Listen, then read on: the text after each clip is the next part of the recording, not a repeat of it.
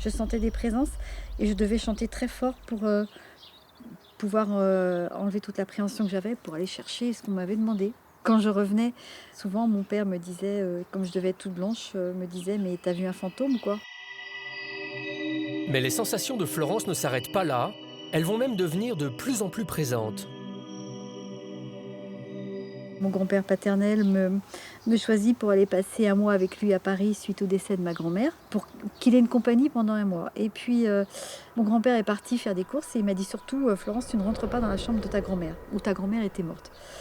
Et évidemment, 13 ans, moi, je suis rentrée dans la chambre, hein. Donc je suis rentrée dans cette chambre et je me souviens parfaitement du lit. Je suis rentrée, j'ai fait le tour du lit. Puis il y avait une petite valise sur ce lit où il y avait les affaires de ma grand-mère qui étaient dedans.